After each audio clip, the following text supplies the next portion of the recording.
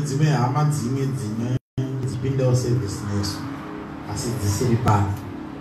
Saka ivavavo tikangoita zvatinoita vakasakwanisa kuona zviri kuitika, umwe anogona kutobva pana Mwari. Saka ndo zvatachigadzirisa kuti tiite zvakanaka. Vari vachiita zvakanaka, we also want to welcome them. We've got hundreds, if not thousands of people who will be watching this live again on Facebook. Vari vachikovaitawo zvakanaka. Nedzimwe hama dzine dziri kumabasa, vamwe havakwanisi pamwe chete nesu munzvimbo ino, asi mweya waMwari uri kuvabata uri munzvimbo dzakasiyana siyana. Tinoenda kubhuku ya 2 Samuel chapter number 23. I think shaverenga verses 11 and 12.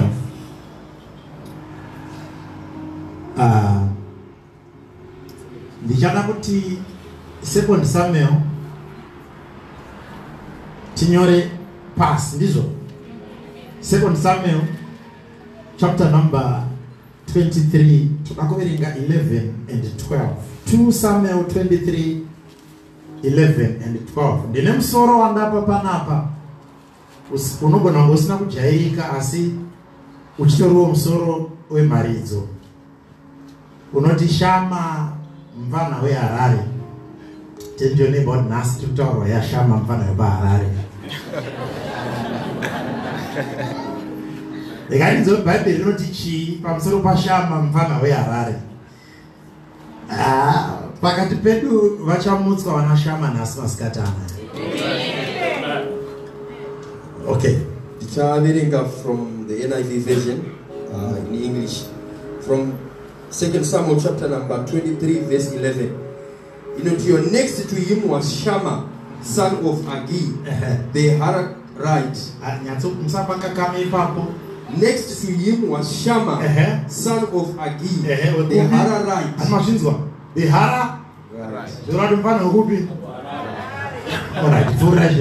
When the Philistines banded together at a place where there was a field full of lentils, Israel's troops fled from them. Verse number 12. But Shama took his stand. He took his stand in the middle of the field. Right. He defended it and struck the Philistines down. And the Lord brought about a great victory. And the Lord brought about a great victory. Here is a person in car. Angori one. But achievement yake yakunotsanangurwa iri kunzi nechirungu a great victory. It's not a normal victory. It's not an ordinary victory. It's not a usual victory. But iri kunzi a great victory. Apanoipa kuti vaFilistia vakajaira kuti vana vaIsraeri, so rapera ndana nchitsanangura ukama hwevaFilistia navaIsraeri. Vana vaIsraeri vaiti kana vapedza kurima vakunokohwa, vaFilistia vasina kurima, vasina kusakura, ndo time yavaenda kwaIsraeri kunokohwa ivo zvavasina kurima. Saka zvavaita vaitanga kutungamidza masoja mberi. Tinoiziva masoja ndika? Vaitanga kukanda masoja mberi. Masoja aenda mberi. Pavanongoona masoja nezvombo zvakabatwa, Israel anga asingabvumidzwe kubata zvombo zvekurwa nazvo panguva iyi. Israel akanga achinzi unorwirwa naJehovha.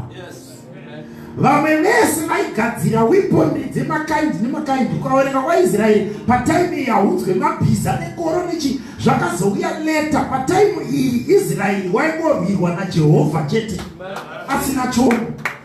Vamwe vese kuya nezvombo, but Israel paakatanga kunorarama kalife kevamwe, ndo panonzi neBhayibheri ipapo Israel wakazotanga kuitawo need yekuti waitodawo zvombo ndawararama kalife kavo. Time yaunotanga kurarama kalife keBhabhironi inoni, ndo pauchaona kuti waakudawo zvemuBhabhironi. Nda ukamboenda kure naJehovha wazvibvisa, you are exposing yourself to the enemy, because hauna unogona kukurwira kana unogona kukuprotecta. Wakutonidawo puti pavanoisa puti, wakutofambawo nebanga pavanoda banga.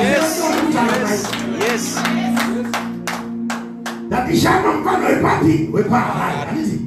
Alright, asinoti 10 minutes maminitsi. mchana ibatike. Saka patime iyoyo vaenda masoja achipinda mumunda, vanhu vairova pasi votiza, vatiza vanokohwa vobva vatera mashure memasoja, vokohwa zvavanokohwa vapedza vodzokera, vakudzokera. Remember kuti raini redu rakadai masoja mberi, vakohwi kumashure, vakudzokera vakohwi vakumberi, masoja kumashure, kuitira kuti musateera. Aminoka zvinobatika. Ipapo vakukurumbidze kubata kuti muvengi wako kana akuda kudhira newe chinhu chaanotungamidza kumberi, chinhu chinokukandira inonzi fiye. Soja harisi kunokohwa chinhu, soja riri kunoisa fiye. Once rakanda fiye, munhu orova pasi, vanoita zvavanoita, voita zvavanoita. Ndosaka rimedhiwa kwana kwezimfilistia rainzi Goliath raingobuda panze risina kana chombo, risina kuti rongotaura, rokanda fiye. Parinongotaura vanhu vanotiza vopinda mumatende. Dai paine vanoda kucheka dzafa ndopavaicheka dzafa. Ndasoja charaisirwa hakusi kurova munhu, raisirwa kukanda fiye. Kune munhu auya pano nhasi uri kufunga kuti life yako haisi kuendeka, wakakandirwa soja refiye pamberi chako. Kune munhu ari muno nhasi ari kufunga kuti ndauda kudzokera kumusha, wakakandirwa fiye yekushaya basa. Kune munhu ari pano nhasi ari fiye izvozvizvi maari, akanzi haufu wakabata mwana, wakakandirwa fiye yekuita mamiscarriage kutanga. Rega ndikuudze kuti pane chandauya nacho nhasi. Kuna Jehovha unodhila nefiye yese muraifi yemunhu. Ndiri kuda mumwe unomira, unosimuka, unoti ndiri pano ndiitirei zvakanaka. Yes, Lord. Yes, Lord. Yes, Lord. Thank you. Hello. Ndinotaura pano. Yes. Ndatimaninetsi mashoma saka toikurumbidza kuiti kakaka, ikurumbidze kusvika. Ipapo patime inoiswa soja mberi, unovhirikidza life yako unoya sure kwesoja. Fiye ikauya palife yako, paunotanga kudedera, ndopaunonzi because hauna mari, tsvaka wekugara naye, ndopaunotanga kurova mapoto uri muCape Town muno, nekuti unofunga kuti kana ukashaya anokubhadharira upenyu hwako, ndopahwaperera, wakakandirwa fiye. Ndopaunotanga kameka muroero kasina tsarukano, wakakandirwa fiye. Ndinowani kutaura naye here pano. Ndopaunoenda kunotora zvisiri zvako, wakakandirwa fiye. Ndopaunoenda kunogara magariro usina kujaira kumusha, wakakandirwa fiye. Ndopaunovhura tumabhizinesi twausingade, wakakandirwa fiye. Chiri kutungamidzwa pamberi pako fiye. Yes. Yes. Hakuna hadzina vamwe vanonzi vamacheza hadzi musati hapana zviripo zizi harina nyanga. Saka soja rapinda, vanhu vaya votiza, vanhu voita zvavanoda vapedza, voenda soja rodzokera kumashure. Ipapapa unotanga kungofunga kuti your enemy is not touchable. Unofunga kuti your enemy is invincible. Unofunga kuti vanokuitira zvakaipa hapana kana chimwe chichaitika kwavari. Ndosaka uchizona umwe munhu achiita kuchiva kakuda kalife kevanhu vaanoona, vaanotonyatsoona kuti ava vari kurarama life yekutadzira Mwari. Anozokuda kuyemura kalife kavo, because unofunga kuti ndoupenyu, because unofunga kuti havana chinovawana, unofunga kuti havana chavanosangana nacho. Problem ndeyekuti wakakandirwa fiye. Hello. Akamudza kuti iwe wakavhura bhizinesi remusoro hazviite ndeya, wakangokandirwa fiye. Ipapa ndakaona manje mazuva ano ane masocial network akawanda kudai, maiwe unopinda magurupu, so vanhu vakatanga kudhiskasa, so kutaura zvitoiti, vakapinda kana mumafacebook, so vakatanga kutaura kuti vakanzi munhu asina mapepa zvikazodai zvikadai. Ndino kuti kune vanhu vakagara mudzimba pasina kana mupurisa ari kumutsvaka, ndaakangoverenga pafacebook kuti havari kutendereka. Yes. Achida kunotenga pashopi panext kungona motikari nechimutsara cheblue pakati kudaisi. Anogona kupedzisira, anotenga zvimodhero zvaasingada achisiya chingwa chaanga achida. Angoona ndaona chimota chine rai reblue. Hello? Nafanirwa uzamwe zimwe date aise kana mati uromuso ndakapinda mujobhe ndisina kana bepa ndisina kana chi. Ndobva ndasvika mapurisa achitotsvaga vanhu parodhi pano nanodhi vachisecha so vachisecha cha. Inde kutonyatsoona kuti ndikada kuita zvekutiza zviri kuita vamwe ndatobatwa pano. Ndobva ndatongonanga nepamota pavo panga pasina kana munhu aifamba nepo. Ndaenda ipapo ndikati straight ndichitoenda nevanhu ndichitovakwazisa ninja. Sabona.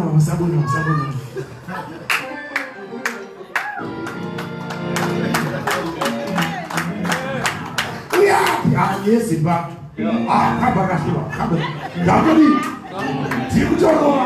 timu dzadinga dzomanje dziri mumakona dzakapinda mumakona kuwanda mumakona kutaona panapa ndione ndikati akomana pamwe pacho unofanira kutongozviti ndo zvitoripo but chinhu chinonzi fear ndo chinobatisa munhu akaonekwa achigwagwadza totonzi ehedira namapepa garipinde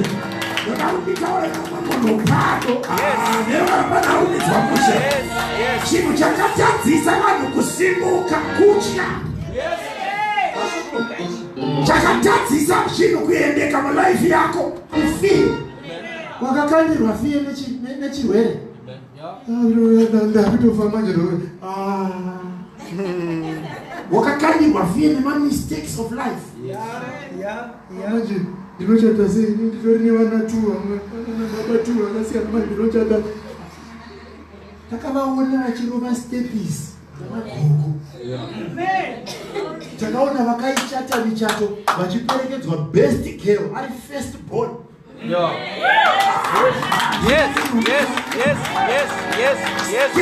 Chirohwa baba kiki maloko nemachi zvose vanhu vachinzwa kuti nyasha dzakadira panapa vasina kumboita varivo vari mumakona ematende vachinongedza kuti dzakura muchitomubvisira zvipo. Iye yakatadzisa vanhu kubudira nhasi kana paine deliverance yakuda kuitwe mulaifi yako kubvisirwa mweya wekutya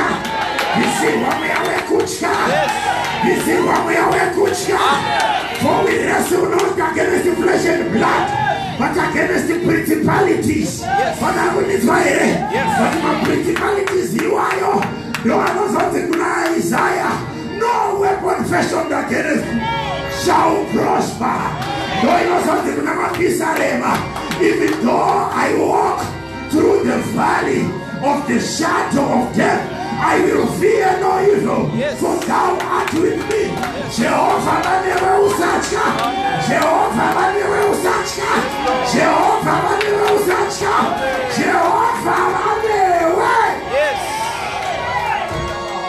Oh yes, Lord. Shama Manewe Arara. Akabata with the system. Because pachirungu yati the Arara right. Saka iso atitongo Arara. Shama Manewe Arara. Ndovaona kuti vana vakajaidzwa.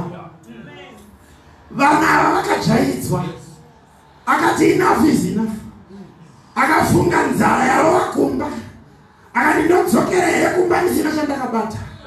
Ndoenda here kuna amai ndonotaura kuti ripoti ndeyekuti tadzingirwa naumwe arume anenge isusu. Tikatadza kuona nyemba dzekuseenza nhasi. Vana vanotambira here kuti mauya dhedhi ndotaura kuti dhedhi veizvoimba ndikunana dhedhi vevamwe vatidzinga kwatanga tiri. Akatanga kugaya zvese izvozvo. Akati vakomana another 12 months tichirima zvekare nyemba. Vanhu vodzoka here ndorarama here zvakadai. Haana kutarisa timu rimwe rese. Vamwe vese vachidzokera kumusha.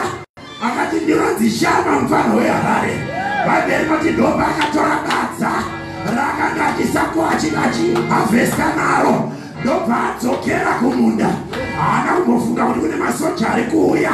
Ndobva anomira pakati pemunda. Badza riri mumaoko.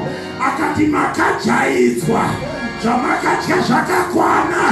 Vamakaitira ndivavo. Vamakadzingirira ndivavo. Nhasi kwauya Shama mufano weHarare. Ndinodzira nemipando. Andina basa kuti makawanda sei.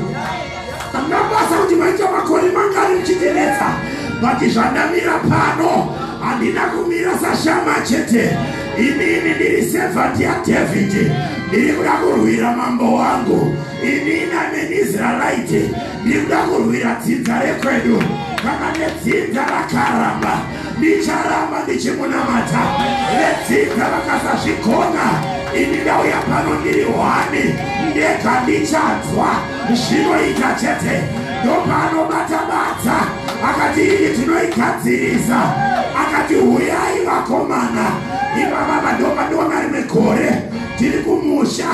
Vani vafana vaita basa rekudenga vakomana kumombe. Obva vasvika vanoti mbana. Achi one day umwe pana anonzi Kuda ndobva angomira so. Akati tajaira kudzoreswa mombe nevakomana. Because vanoti ndo vakomana vakuru. Nhasi handidzore mombe yemunhu. Ndobva amira Kuda. Ndobva abata zidanda rake zibonza. Ndobva ati kana paine ane nharo. Ndiye vandoda kusangana na. Handisuda mese one. Uyai one. Ane nharo ngauye. Nhasi handidzore mombe dzemunhu. Aidaizvo.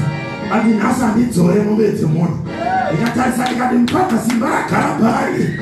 Asi zvokupota uchitambira ipapo unogona kuendeswa nzeve kana mino kana kutokura upenyu usina mazino.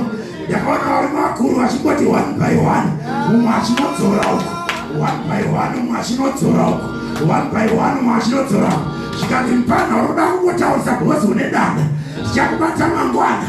Akati danda rangu handirisiye mangwana ndodzoka naro. Ndine munhu kutaura naye pano. Ndine muchakashama weHarare. Ndiri kuchakashama weHarare. Anoti ndajairiwa muCape Town muno. Anoti Satani waita zvaanoda neni kwemakore akawanda mudzidza rekwedu. Vasikana vari kungopera vese vasingarohwe. Varohwa vese vari kupera kudzodzwa kumba. Nhasi ndiri kuda kumira sashama. Ndakamirira rudzi rwekwedu. Satani uyai one negirozi dzenyu. Ndinomira pakati pemunda. Chamakati atidye tichadya. Chamakati atibate tichabata. Chamakati atiseve tinoseva. Chamakati atidrive tinodriva. Masteri amakati ativake anovakika. Chamakati atirohwe tinorohoreka. Chamakati business aritimuke rinosimuka. Ndinaera anoti ndoda kumira sashama.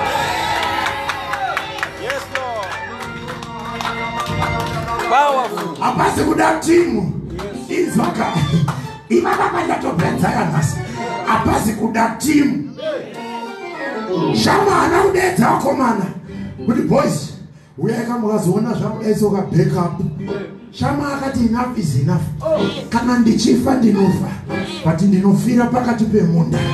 Ndiri kutsvaga umwe mudzimai anoti kana ndichifa ndinofa but ndinofira pakati pemarriage yako. Kana ndichinetswa ndinonetswa but ndinonetswa ndiinaye mumba imomo.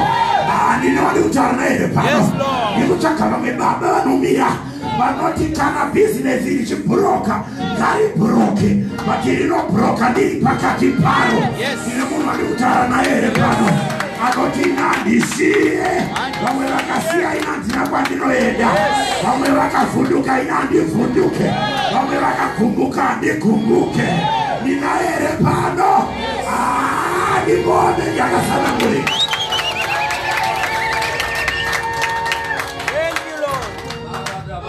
Ndikuchakashama mfano waHarare. Anotaura kuti by one. Unosaira kuti dzinza rekwenyu ndiwoga unogona ngouya. Pamwe ndiwoga unogona ngochida zvekunamata. Vamwe izvozvi vapererwa kana kunamata chaiko havachanamati. Vamwe kana kuziva mukuru wechechi havachazivi mukuru wechechi.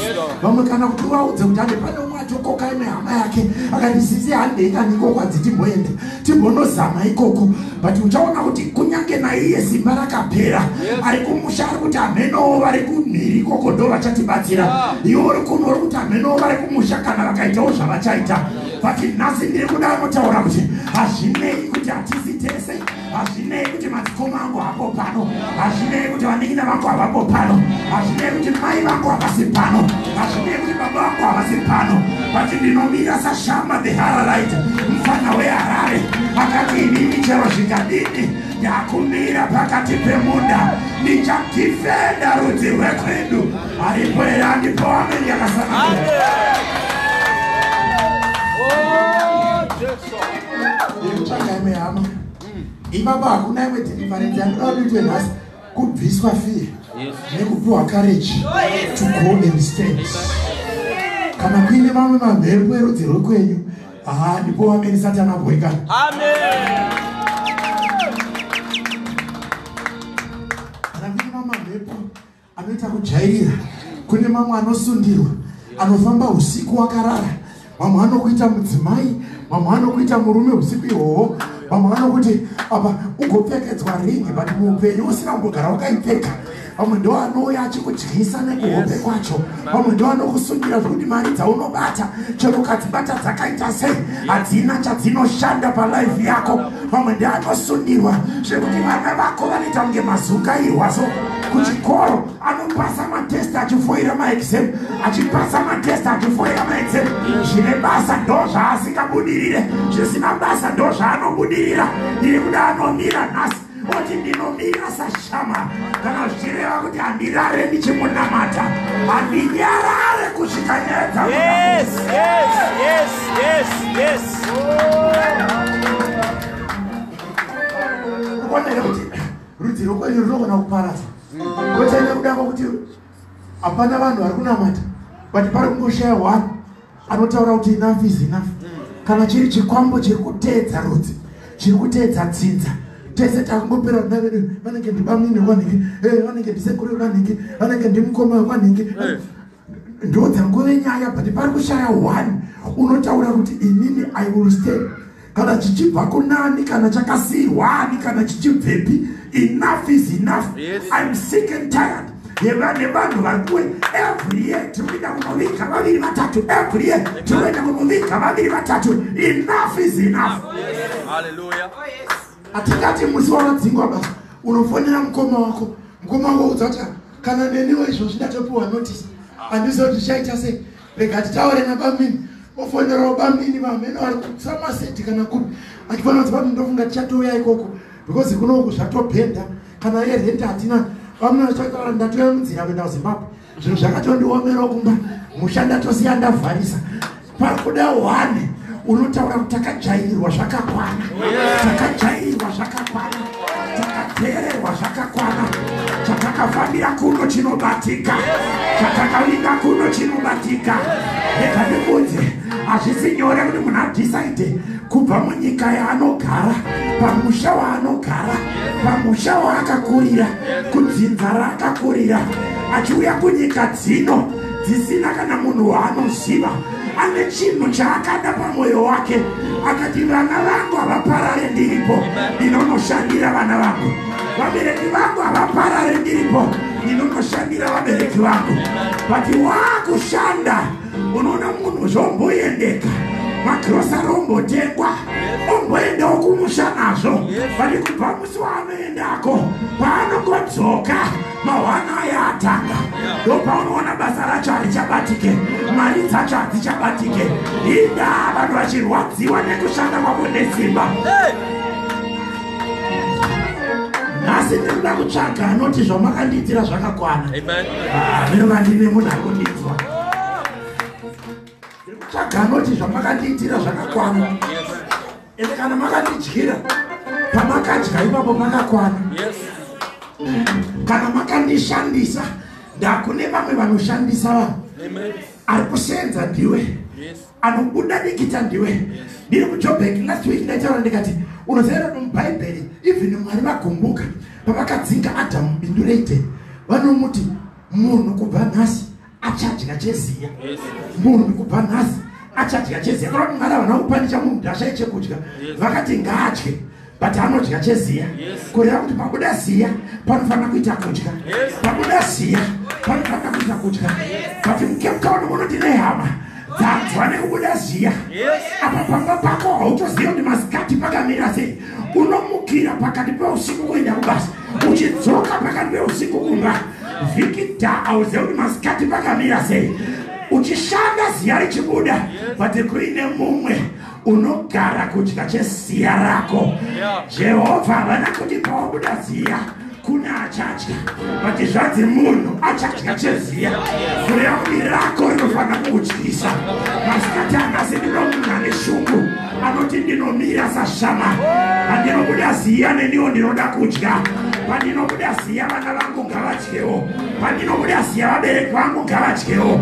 Mothers Day dzakauya dzikapfuura, hauna chawakaitira amai vako. Daya unoshanda inoperera kurenti, inoperera kutenga chikafu, inoperera kurenti, inoperera kutransport, inoperera kuchikafu chako. Hauna kana yaunotumira kuti amai zvairi Mothers Day pfekaiwo rokwe rakanaka sevamwe vana amai. Vati ndiri kuti nhasi masikati ano kune munhu handizive kana vari 1 kana 2 ari panzvimbo ino anofana kutransforma neshoko iri. Shama akati ndinomira. Enough is enough.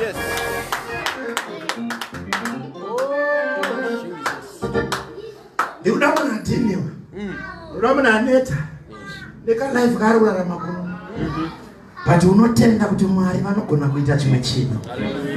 Kuna Jesu weNazareta anonzi neBhaibheri wakaitwa murombo kuti tive vapfumi.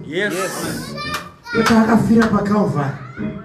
He was made poor so that we may be rich.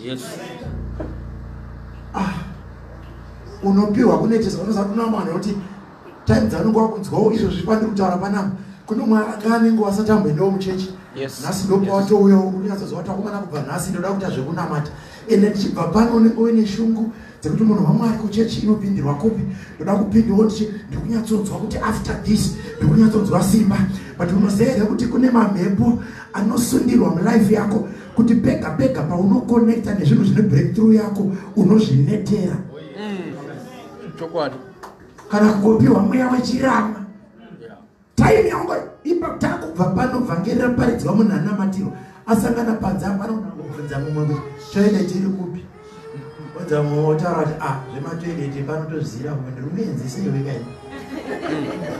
kai. Statement 1 sentence yapuwa munhu yetoilet. Ati munhu anoona kubva ipapa achitaura kuti hatii ndiko futi. Kune vanhu vanotsvina vanotaura kuti una shoko rese riya raitwa zvese zvaitwa zvavhiringidzwa nesentence yetoilet 1.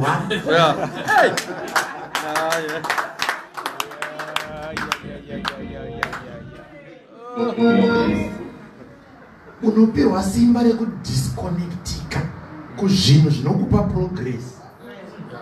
Hello? Ipapa padeva panzi dzauya dzimwe dzinokochoka munhu hanzwi kana nungo kana usime nepakati peusiku anobuda kana ubva anohaya taxi 5 bolt achienda so. But panongouya zvakadai zvinenge zvinomupa life unozanzi munhu waMwari kuzandakangozvinetera so ndangoti time yacho yatopera yapera. Chirigandinogara inenge iri sambe munhu anza kuti achirika ndangoti rega ndingowacha zvinhu 2-3 ndikona time yatofamba yetu. Unosungirwa mhepo dzinokudisconnecta nekune progress yako. That's true. Anondikutaura naye baba. Even vanhu chatino kuti paunoita ushamwari unofana kukuvaka. Paunoita ushamwari unofana kuvaka. Ukaona ushamwari hwekuti waita so unoona makona yese uchinge ungorwiswa ushamwari uchinge ungorwiswa so ungamenwa. Ziva kuti ipapo ndo pane progress yako. Amen.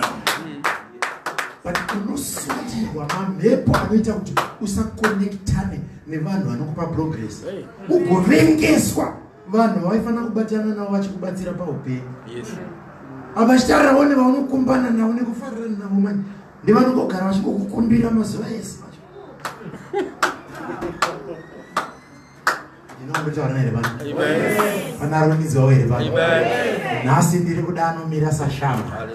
Anoti kana Shama the Hararite mfano weHarare, kana Shama weHarare akagona kumira pakati pemunda, neniwo pano nhasi ndatosimukira kuti pakati ndazwa etamadzikirira every day every night namunhu kugara paTV udai gotsumwa ragokodzera aripo program igopera kana ari bhora rigondwa rigopera gotanga rimugotanga ta ma-highlights gotanga une ma-repeat munhu akangogara achizeza kunorara ndaunotya even kuno kudhuze nekunyanza hadzisi kuvatika vanouya vachibata paunenge wakuti ndakuda kukohwa ndopaunotorerwa indau uchiti mulife yako gore negore ukuramba uchitendera panzvimbo 1 but uchimbounganidza zvinhu zvinoita kuti ududire program wakaisa mari dzouya dzakuda kunokwana indaa dzichidyiwa dzakuda kunokwana indaa nhamo dzako dzichimuka panenge wakuda kuchiita progress indaa mabhinda wese wangozvida kuita achiputsika wasvika pawakuti ndakuda kuti zviite kune vafiristia vari kuuya mulife yako vanoziva paunenge wakuda kukohwa vanoziva pazvinenge zvakuda kuita vanoziva ndakataura dzimwe hama kumwe kwandaive ndikati unoziva here kuti kune vanhu vanodzingwa vanobviswa mumachechi time yaanenge akuda kuwana breakthrough ndo time yaanobviswa mfundisi wedu ayavakaziva mfundisi wedu baba matiko nenyaderedhaine time yaanenge akuda kuwana breakthrough yeupenyu ndo panodzingwa muchechi.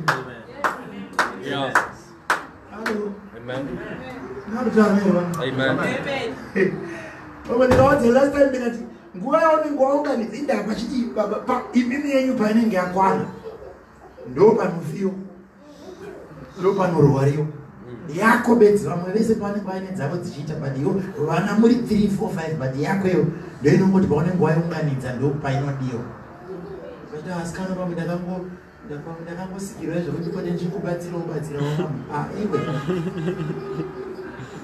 andai mwari vaida kuti vakakusikira kuti ubatsira vamwe vaifanira kupa zvakapetwa kwete kuti iwe unosara usina. Inotaura here vanhu ndatinokurumbidza kumhanya kuti kuda kwaMwari asikana kuda kwaMwari asikana kuda kumwe hakuzi kuda kwaMwari ndisatana unogarira zvinhu zvako kune mufiristia unouya kutaimira pazvinenge zvakuda kuita ndopavanosunguka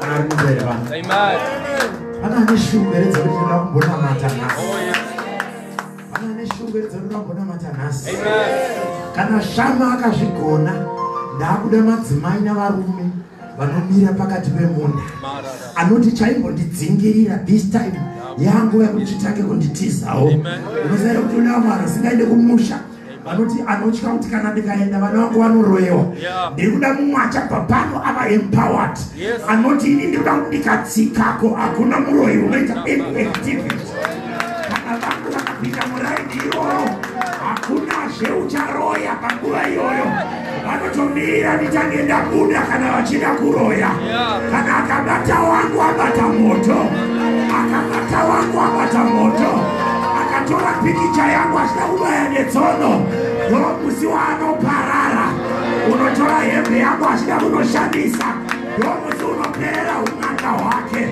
arikwera anoti ndoda kumira saShama mufana weHarari.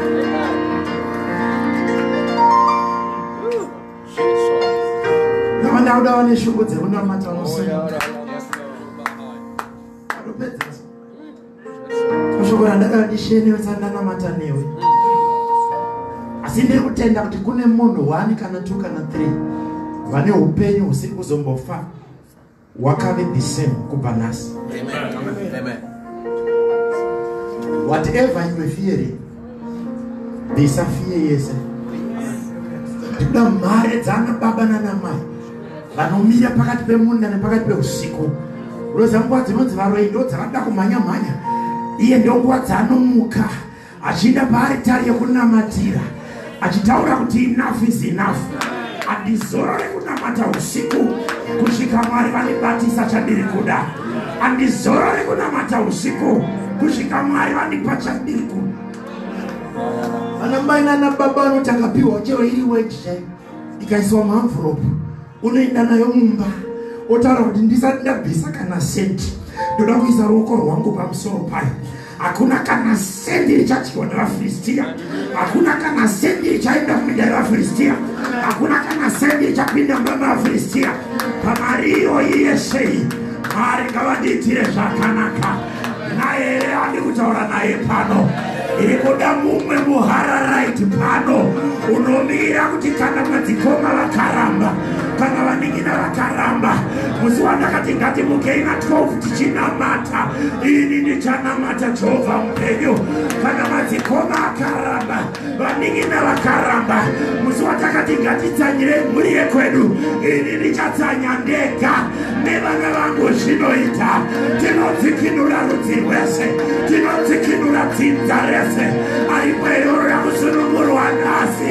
unoti Mwari ndibvise mweya wevhiye isa maoko kuna Jehovha utange kunamata tanga kunamata iti Mwari ndamira ndinomira pakati pemunda Mwari ndamira sashama pakati pedzinza rekwedu ndiri kumirira rudzi rwekwedu ndiri kumirira generation yekwedu ndiri kumirira madzikoma angu ndinomirira vaningina vangu Mwari ndirangarirei Jehovha masikati anotionei masikati anotionei masikati anotionei masikati anotionei kavazotinota shanganai Yesu atinonyengetera livrenositaravamo shanganai neni vandinonyengetera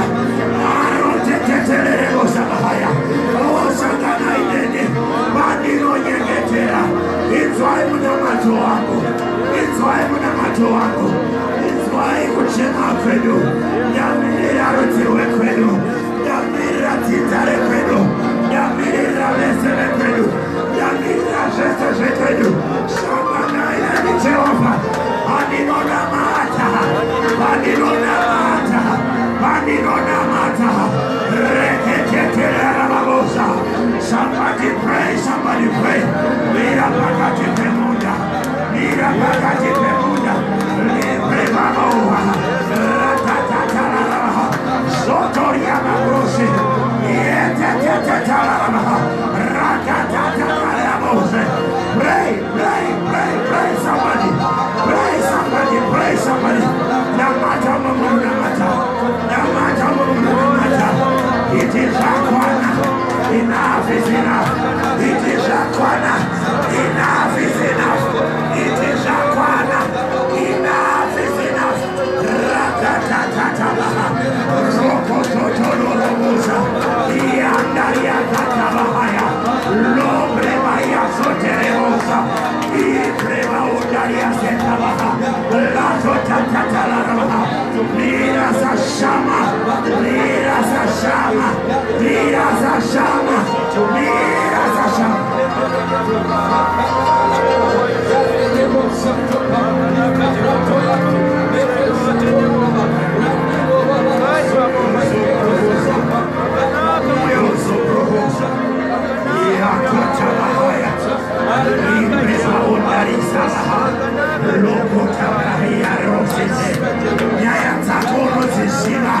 nyaya dzako unodziziva chakafanira unochiziva simuka maoko kuna Jehovha iti Mwari ndirangarire ndakakumira sashama nepotesa dzinotera life yako adzine pawa razotatatava reketetererebosha imakariariazotemosha ibreketererebosha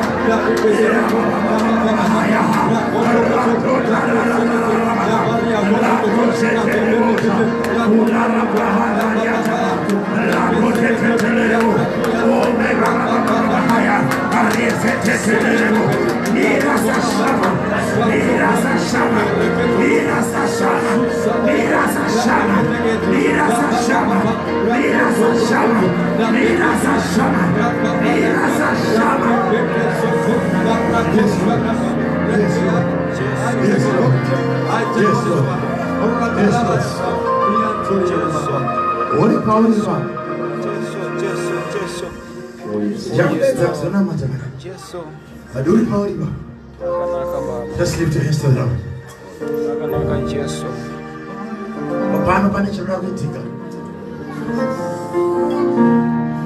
Time your accent. To Marinda Udagumia. chakapa shama simba rekugona kukurira hondo yese. It was the power of the Lord which was upon him. Do you know kuti panongoda wana anotora decision yekungoti ini ndakuzviita wese akadaro Jehovha vari kutsvaka akadaro kurudzi rwekwenyu, vari kutsvaka wana akadaro kudzinza rekwenyu, wana anongomira anongoti ini ndiri pano. Simba racho raucharwa naro harisi rako, simba rakarwa nashama rarisiri raKenya, simba rakarwa nashama ndera Jehovha. But Jehovha vaitsvaka wani waIsraeri anongomira pakati pemunda otaura kuti ndiri pano ndishandise. Just lift your hands to the Lord.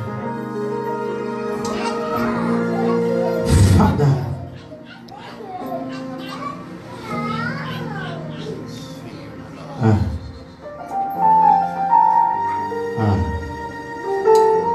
Ivamba pane dzimwe mhepo wakasimudza maoko pane mhepo dzakutaka kutosarenda mulife yako. Kune dzimwe mhepo dzakutaka kutosarenda mulife yako.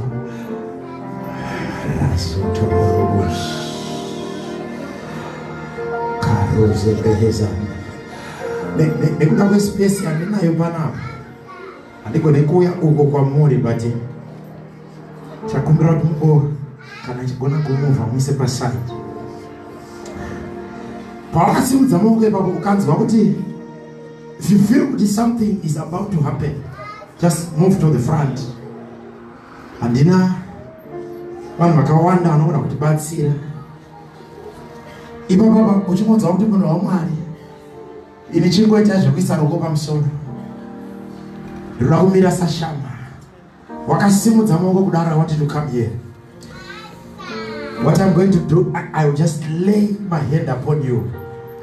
Chiregedza kutarisa zviri kuitika kune mumwe. Don't be a spectator. Kune zvaitika panapa, but don't be a spectator. Kana papa ine mamhepo anotevera life yako akasingade kuti umire karuze prasotabaha rakuterebosi, idzo mhepo idzo ndo dzatakudhila nadzo. Come, uyai vese vakadaro. Come forward. Hamuna space yekuya ikoko, but I think we've got enough space here. Just come. Ivhesere wezve. Simukazve. Stand. Simukai, simudza maoko makamira. Rose, senderai kumberi kutaura muwakwana. Sendere kumberi. Musumuke. Simudza maoko enyu. Ipapa kune vamwe vari kusarenda. Just dealing a situation yako. Don't be a spectator. Ukaona uri kuchema, ukaona uri kuita sei papa, usamboita spectator zvako. Uya wakatarisira dzako. Karazotereroshi.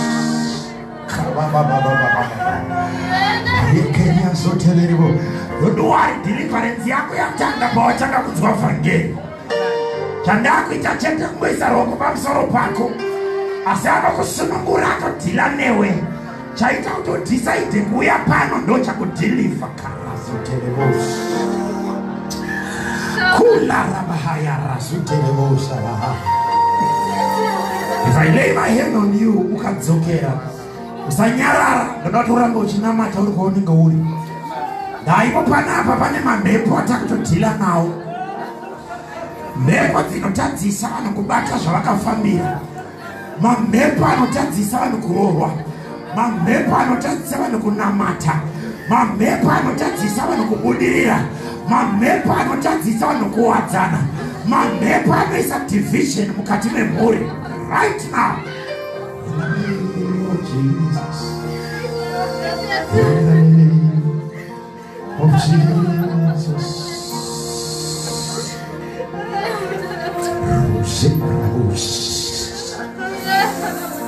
Kula brusheta bahuke brusha ratotemos. Libre babosa. Don't be a spectator. Kareke si brusha. Uyo unomuregedza ush. Akatengwa neropa. Uyo akatengwa neropa ush. Unomuregedza. Siya pakabata. Right now. In the name of Jesus. Hey. Ari matiri ndiye mukuru kupinda ari munyika. Hauna shauri mita. Hauna shauri mita. Hauna shauri mita. Hauna shauri mita. Zikama utibudie estaches. Zikama utibudie karose kusabaha. Reketetetetetelemos. Jesus. Jesus, ushers, please help us. Ushers, please help us.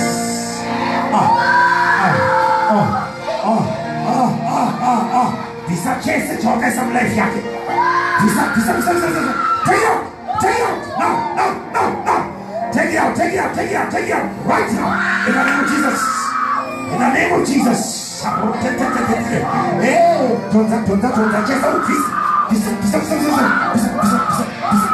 Right now. Visa. In the name of Jesus. In the name of Jesus. In the name of Jesus.